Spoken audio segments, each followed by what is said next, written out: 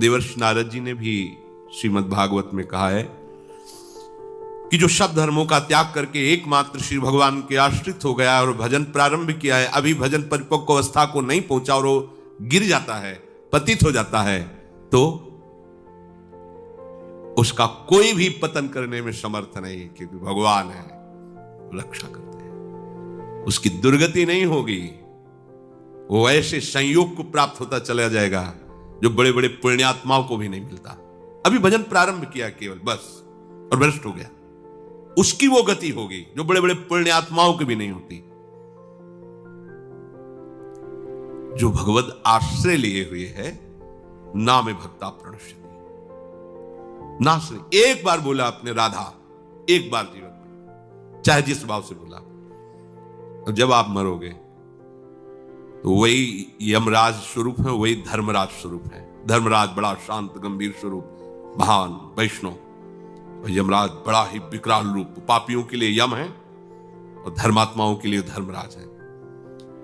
उनके रजिस्टर में जितना सब कुछ भरा हुआ है, एक राधा नाम बोला, राधा, अब सामर्थ्य नहीं है उनकी कि एक नाम का हिसाब कर सके, क्योंकि महान वैष्णवाचार्य हैं वो भी। द्वादश वैष्णवों में महाभागवत में श्री धर्मराज जी भी आते हैं। वो प्रभु के नाम की महिमा को जानते हैं। एक बार तुम्हारे जीवन में यदि नाम लिख गया है, किसने बोला था या सुना था, तो दुर्गति शब्द तो खत्म हो गया तुम्हारे जीवन का, विश्वास कर लो। ये दुर्गति शब्द नहीं रहेगा। एक नाम, बस सबसे बड़ी बात है कि इस पर विश्वास की आवश्यकता है। बिन विश्वास भगति नहीं, ते बिन द्रवहि न राम, राम कृपा बिनु सपने जीवन लह विश्राम। एक बार, कई बार सत्संग में सुनाया है कि दो भाई थे, एक भाई धर्मात्मा और संत सेवन, साधु महात्माओं को देखते ही उनके चरणों में प्रणाम करना, आदर पूर्वक विनय पूर्वक घर लाना, उनका पाद प्रक्षालन, चरणोदक उतारना, उनकी पूजा करना, सुंदर भोग पकवान बना के उनको पवाना, आदर सहित विदा करना। उनका जो भाई छोटा था, शराब पीना, मांस खाना, गंदे आचरण करना और अपने भाई का भी विरोध करना, साधुओं को देखते ही गाली देना, ऐसा। दोनों की अपनी अपनी वृत्तियां। बड़े भाई को अंदर से बड़ा कष्ट होता, एक ही गर्भ से पैदा हुए हैं, पर कैसा ये असत आचरण करता है, कब इस पर भगवान की कृपा होगी। एक दिन अयोध्या के संतों की मंडली वहां से पधार रही थी। पहले संत जन पद यात्रा ही करते थे, उसका स्वभाव था संतों की सेवा। विनय किया तो संत श्रद्धा देखते हैं, उनके आदर भाव को देखकर घर गए। जो ही प्रसाद पाने को बैठे तो उसी समय वो शराब पी के लड़खड़ाता हुआ वहां से, क्योंकि घर तो एक ही था, वो ऊपर रहता था। पहले संतों से कहा, प्रभु नाराज मत होना, ये हमारा भाई पर ऐसे कुसंग को प्राप्त होकर दुष्ट स्वभाव वाला हो गया है। वो संतों को गाली देते हुए ऊपर चला गया, प्रसाद पवाया और घुटने टेक कर कहा, प्रभु क्या इसका भी उद्धार हो सकता है? तो उनमें जो मुखिया थे संतों में, उन्होंने कहा, आप चिंता मत करो, भगवान के नाम में बड़ी सामर्थ्य है। अभी अभी हम उपाय कर देते हैं जिससे इसकी दुर्गति नहीं होगी। संतों से कहा, तुम इनके घर से बाहर निकलो। तो शंख घंटा नाद करते हुए निकले। उसको कमरे में पता चला शंख घंटा नाद से कि संत जन गए, तो अपने भाई को गाली देने के लिए कमरे से जो ही बाहर निकला तो जो मुखिया संत थे वो खड़े ही थे, वो बाल ब्रह्मचारी उठा पटक दिया उसको, और नशे में ही था, छाती में चढ़ के बैठ के बोले, बोल राम राम। नहीं बोलेगा तो चांद से मार देंगे, बोल राम राम। बोल नहीं बोलेगा, वो गर्दन था, बोल। उसने सोचा कि बोल देने से प्राण बच जाएंगे, इतना तगड़ा बाबा जी ऊपर बैठा है, ज्यादा देर बैठा रहा तो फिर तो राम राम, बड़े ऐसे ही उपहास पूर्व या अश्रद्धा पूर्व राम राम। बोले, बेटा इसकी कीमत कभी मत लेना, अरे बोले चल कीमत दो, चलो। अब वो तो जानता ही नहीं ना प्रभु के नाम और प्रभु के भक्तों को। नीचे उतर के आए, उन्होंने कहा विश्वास करना मेरी बात का, अब इसकी दुर्गति नहीं हो सकती। कुछ समय बाद उसको कैंसर हुआ, शरीर में भयानक पीड़ाएं, शरीर पूरा हुआ, यमपुरी में पहुंचा। यमराज जी ने पूरा हिसाब उधर सेकंड के कम हिस्से में देख लेते हैं। अब ये तो सीधे नहीं कि जाओ रो में डालो, क्योंकि 2 बार नाम लिया। उनका भाई तुम्हारा पूरा हिसाब जो है नरक वाला है, बस एक मंगलमय कार्य हुआ। संत के द्वारा प्रेरित होकर 2 बार तुमने राम राम कहा, बोलो तुम इसका क्या सुख चाहते हो? जो चाहोगे तुम्हें प्राप्त हो जाएगा, फिर तुम्हें ये नरक भोगना पड़ेगा जो पाप कर्म किए हैं। संत की वाणी अमोघ होती है। उस समय भी उसकी स्मृति में आया कि बेटा इसकी कभी कीमत मत लेना। ओ, बच गए, नहीं तो पहले हिसाब अगर मिलता तो हम समझ ही नहीं पाते। पहले तो हिसाब ना, तो मुझे पता तो होना चाहिए कि इसके बदले में क्या दे सकते हैं आप। नाम के बदले में आप हमें क्या दे सकते हैं? भाई कीमत तो हमें पता हो तब हम हां बोले। हमें पता ही नहीं इसकी कीमत क्या है, इसका सुख क्या है। पर इसकी कीमत हम तो नहीं बता सकते हैं। त्रिभुवनपति देवराज इंद्र हैं। ध्यान किया देवराज इंद्र तत्काल, कैसे धर्मराज जी? बोले समस्या है, ये पापी है, पूरे जीवन अत्याचार दुराचार करता रहा, संत से प्रेरित होकर 2 बार राम राम बोला। अब ये कह रहा है कि इसकी कीमत क्या है, क्योंकि इसका फल देना पड़ेगा। प्रभु के नाम का फल, ये तो हमारी सामर्थ्य नहीं कि हम इसका।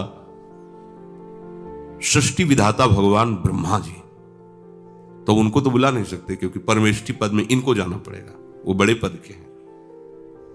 धर्मराज जी, देवराज जी ब्रह्मलोक पहुंचे। बीच की बात की जब कहा उनसे कि जीवात्मा से चलो साथ, कहा? बोले हम लोग तो निर्णय नहीं कर पा रहे, ब्रह्मा जी करेंगे। तो बोला ऐसे थोड़ी जाएंगे, वो बहुत चतुर था। उनका पालकी लाओ, उस पर बैठ के जाएंगे। उसकी पालकी में एक तरफ देवराज इंद्र और एक तरफ धर्मराज। बोले जितने तुम्हारे भयावने दूत है ना, ये हमारे सामने भी नहीं आने चाहिए। शासन कर रहा है, 2 बार नाम सब। ब्रह्मा जी ने कहा कौन सी लीला हो रही है भाई, कौन सा महाभागवत आ रहा है इतने सम्मान से? बोले प्रभु महाभागवत नहीं, महापापी है। 2 बार ये संत के कहने से राम राम बोला है। आप पितामह हैं, संपूर्ण सृष्टि के विधाता हैं, क्या फल इसको दिया जाए? क्योंकि सारे फलों का लेखा जोखा आपके हाथ में प्रभु। इसको 2 बार राम राम कहने का क्या फल? दाढ़ी खुजलाने लगे। क्या भगवान का नाम है, होश में, ऐसे थोड़ी फाइनल में बोल सकते हो, होश में प्रमाणित। तो उन्होंने कहा देखो हम तो सृष्टि रचना और इसमें सब लगे रहते हैं, महादेव जी ध्यानस्थ रहते हैं नाम में, ओम नाम की महिमा जानते हैं, उनके पास चलते हैं। ब्रह्मा जी, देवराज इंद्र, धर्मराज, भगवान शिव, परम वैष्णवाचार्य महान आइए कैसे आगमन हुआ कैलाश में? प्रभु समस्या है ऐसा ऐसा। बोले पहली बात तो एक ही शब्द में हम कहते हैं कि नाम की महिमा तो पूर्ण रूप से हम भी नहीं जानते, कुछ महत्व देखा है। जैसे रा कह के हलाहल विष और मां कह के, या गले में कोई चीज रोकी थोड़ी जाती। गला एक ऐसी जगह है, जरा सा भी कुछ चला जाता खो खो खो खो से, जब तक वो निकल नहीं जाएगी तब तक वो, देखो ना किसी पूरा विष जो समुद्र मंथन से निकला, रा और मां आज भी गले में विराजमान है, और नीलकंठ से भगवान का नाम संबोधन किया जाता है उसी के कारण। बड़ी महिमा नाम की वर्णन की। पर बोले पूर्ण रूप से क्या नाम का फल है? असमर्थ है महादेव जी ने। अभी तो पूरे त्रिभुवन के बड़े बड़े अधिकारी महापुरुष जन हैं, भगवान की महिमा के सब ज्ञाता हैं, इनसे बड़ा कौन हो सकता है? अब हुआ कि आखिर निर्णय क्या किया जाए कि क्या है भगवान के नाम का फल? तो भगवान से पूछ लिया जाए, चलो साकेतपुरी। जैसे भगवान नारायण हरि लक्ष्मी जी के साथ वैकुंठ में विहार करते हैं अपने दिव्य पार्षदों के साथ, ऐसे ही भगवान रघुनाथ जी सिया जी के साथ अपने परिकर के साथ साकेत बिहारी हैं। देखो इस पापात्मा जीव को वाह किनके साथ जा रहा है? ब्रह्मा जी, महादेव, देवराज इंद्र, धर्मराज, अखिल लोक चूड़ामणि भगवान सिंहासन पर विराजमान है। वाम भाग में सियाजू विराजमान है। चरणों को सहलाते हुए महावीर, महाबली, परम ज्ञानी हनुमान जी महाराज और पूरा सब। प्रभु मुस्कुराए, कैसे कैसे ये सब भगवत स्वरूपों का कैसे आगमन हुआ। बोले प्रभु बड़ी समस्या है, इसको आप ही समाधान कर सकते हो। ये जीवन भर आपकी आज्ञा का उल्लंघन करने वाला जीव है, शास्त्र विरुद्ध आचरण, पापात्मा। संत से प्रेरित होकर 2 बार आपका नाम लिया है, इसका क्या फल हो सकता है? क्योंकि हम सब असमर्थ हैं कि इसके फल का ठीक निर्णय कर सकें। भगवान ने कहा उठा के हमारे पास लाओ, तो गोद में बैठा ला। दुलार करते हुए कहा कि कोई कितना भी बड़ा तपस्वी या साधन संपन्न हो, ऐसी स्थिति को नहीं प्राप्त होता, वो अपनी गति को प्राप्त होता है। पर इसने संत के द्वारा 2 बार नाम, तो नाम का क्या फल है ये तो पूर्ण रूप से हम भी नहीं कह सकते, पर उसका महत्व क्या है तुम देख लो कि हमारा साधन भजन करके पदों पर पहुंचा जा सकता है, लेकिन हमारी गोद में केवल नाम का प्रभाव आप महापुरुषों के साथ यहां तक आया, अभी हमारे ही धाम में रहेगा। इसके बाद नाम की क्या कीमत है, क्या महिमा है, ये तो हम भी नहीं कह सकते। कहां लगी नाम बढ़ाई और राम न सके नाम। ये पक्का है, आपने जो भगवान नाम लेना शुरू किया तो नाश शब्द तो आपके जीवन से गया। जो नाना प्रकार की दुर्गतियां हैं, विश्वास करो नहीं होगी, दुर्गति नहीं हो सकती। भगवान कह रहे हैं नैवेह नामुत्र विनाशस तस्य विद्यते, नहीं उसका विनाश नहीं हो सकता। फिर होगा क्या? दुर्गति तो नहीं होगी। भगवान कहते हैं कि उसने निश्चय किया है ना, मैं भगवत मार्ग में चलूंगा, बस इस निश्चय के कारण उसका कभी भी नाश नहीं हो सकता, दुर्गति नहीं हो सकती। मैं भगवत मार्ग में चलूंगा। अब चल नहीं पा रहा, लड़खड़ा रहा है, गिर भी पड़ता है। राहत न प्रभु चित चूक किए की, करत सुरत शैबार ही की। प्रभु बाहरी बात नहीं देखते हैं, हृदय की बात को। हम चलना चाहते हैं पर चल नहीं पाते, यह हमारी असमर्थता है, पर हम पाना चाहते हैं। इस बात को प्रभु केवल जानते हैं, दूसरा नहीं। दूसरे तो सद्गुणों के महत्व को जानते हैं, उसको नजर में जच जाए तो महात्मा हो, नजर से फेल हो जाते चाहे जितने बड़े महात्मा हो तुम। प्रभु आंतरिक विषय को देखते। ये मेरे मार्ग में चलना चाहता है, पूर्वाभ्यासवश, मेरी माया की प्रबलतावश ये आगे नहीं बढ़ पा रहा है, नाश नहीं होगा, पतन शब्द नहीं उसके जीवन में होगा। न मे भक्ता प्रणश्यति। जैसे महाराज भगवान ऋषभदेव जी के पुत्र भरत जी